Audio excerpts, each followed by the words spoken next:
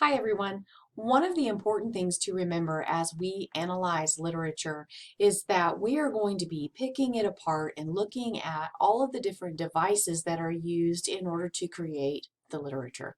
So we need to be able to identify some of the devices by term or terminology, just like you would in any other class. And it's important for us to not only identify what these things are, but what they mean to the text and what is the effect on the reader because of that. So the typical plot diagram is what you see here. Now this certainly doesn't mean that you have the same amount of rising action as you do falling action, but it's a typical kind of diagram that's used to discuss plot elements, which just means all of the main elements of a story is what a plot really is. So if someone asks you, what was that movie about that you went and watched last night? If you tell them what it was about, you're basically giving them the plot. So I'm going to run through very quickly some of the other terms for you to be familiar with as you look at the literature. Exposition is the beginning of this plot diagram where we are introduced to the character, the basic situation, and the setting very often is revealed in the exposition as well. And setting, remember, is time and place. So whether that is 1930 New York or 2000 Ark City, Kansas, that has an effect on the story, right? And then when you're introduced to the characters are revealed in a variety of different ways. One is direct characterization, where the narrator tells you about the character. For example, Paul is shy, okay? Indirect characterization, on the other hand, is when we learn about the character by our connecting the dots, so to speak, or like when characters talk about another character or characters' reactions to another character. That's all indirect characterization that we can learn about those characters through what's being said. There's a play called Life with Father that opens in the Victorian era, and these maids are talking. And there's an older maid and a younger maid, and the older maid is telling the younger one that everything has to be just so for when father comes down to breakfast. And the younger one picks up a spoon and talks about it being bent, and the older one says, that's what happened the last time the coffee wasn't hot, that kind of thing. And so we learn that indirect characterization. We learn about father and life with father based upon those characters and their talking. Now, the main character generally is the protagonist, and the protagonist is the carrier of the action.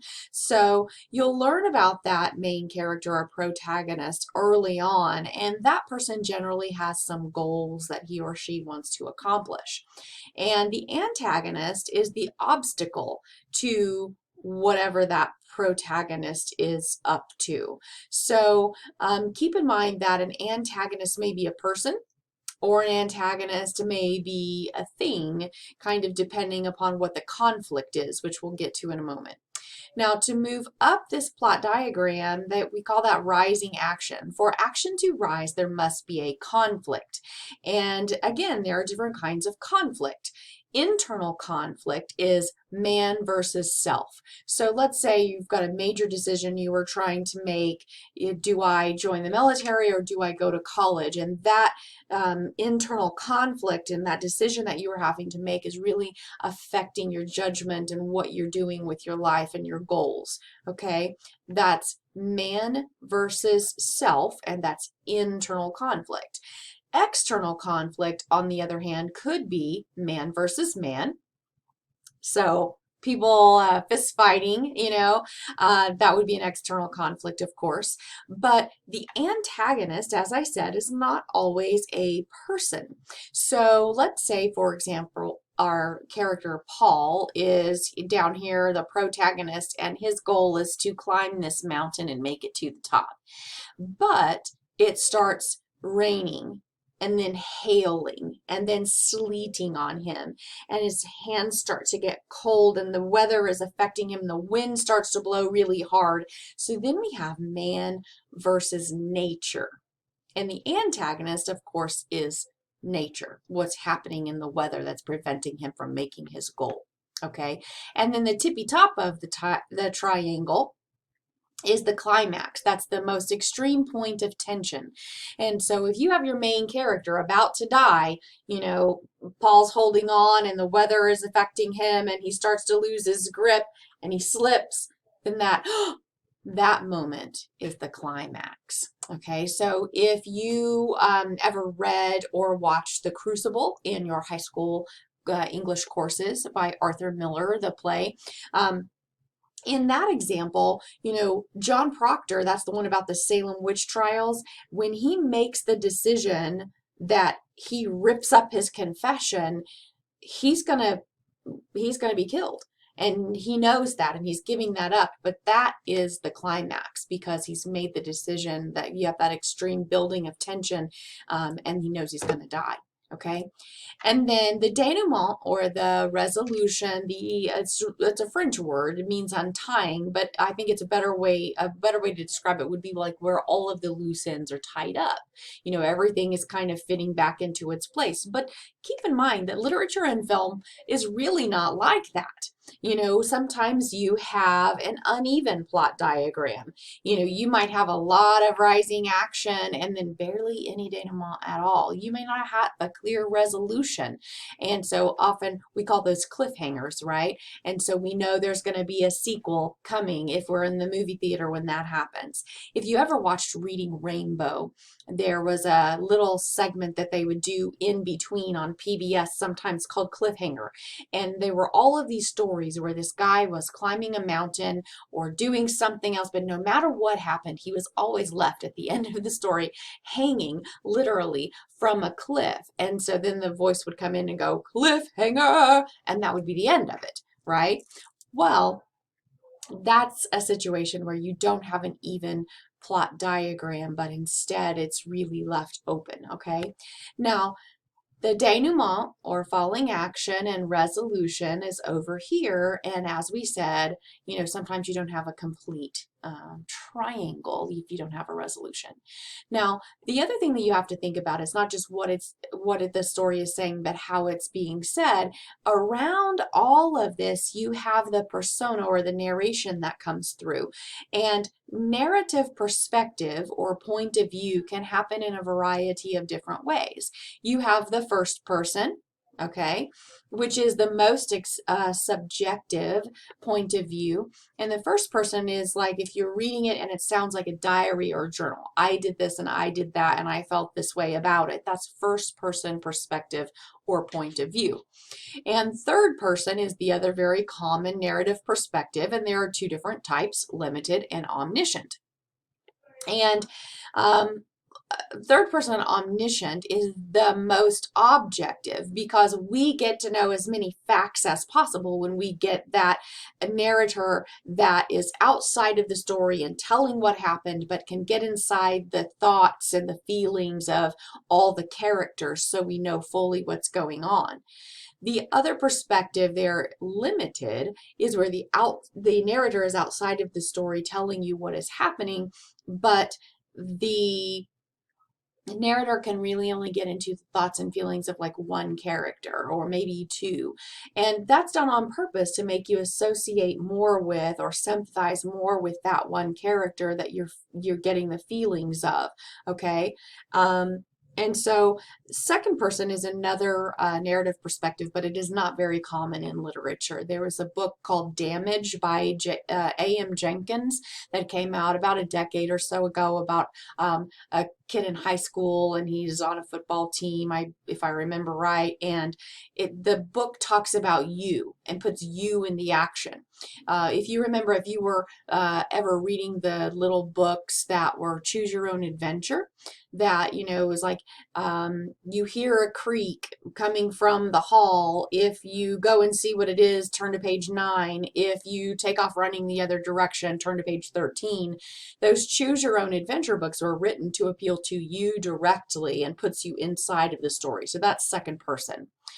Now, again, the author can manipulate us through the different perspectives and through the word choice or diction. Now, it's important that when we are analyzing literature, we don't just say, you know, this has good diction. One that's really vague, or if you say, you know, the author uses diction.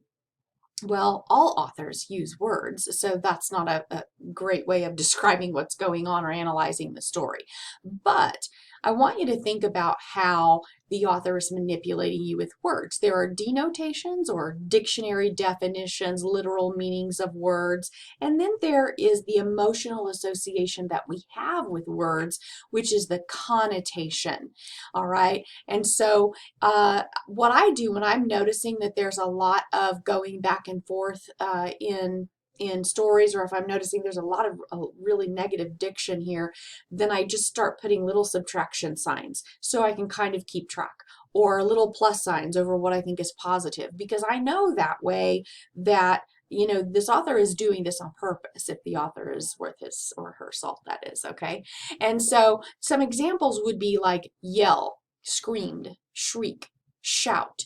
You know, literally, denotatively, those all mean about the same thing. They're loud noises, right? But emotionally, some of these words are more negative than others. You know, we yell at a basketball game and go team, right?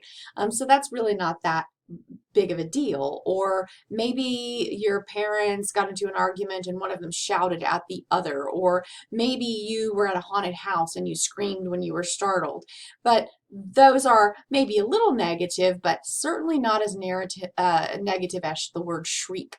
And so, as an example, Olaudah Equiano in his slave narrative wrote, "The shrieks of the women and the groans of the dying aboard the slave ship."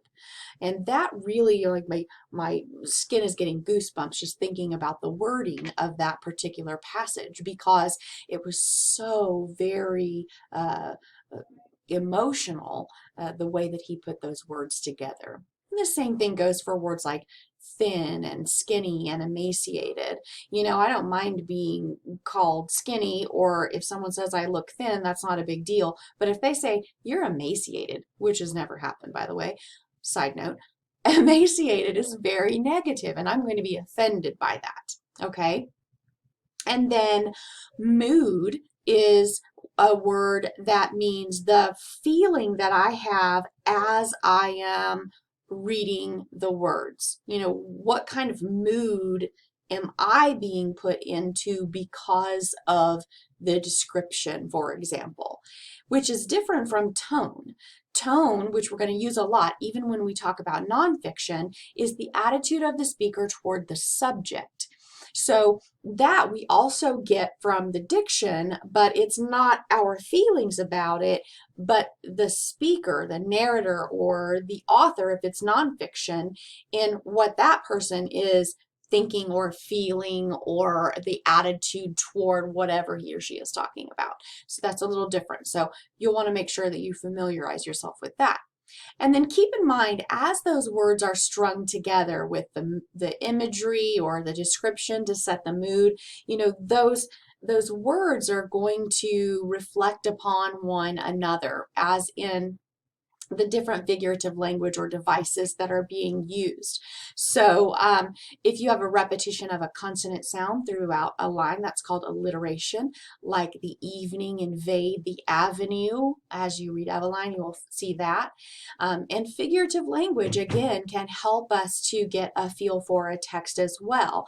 The simile and the metaphor are both comparisons, but the simile is a comparison using like or as, like her smile is like a ray of sunshine.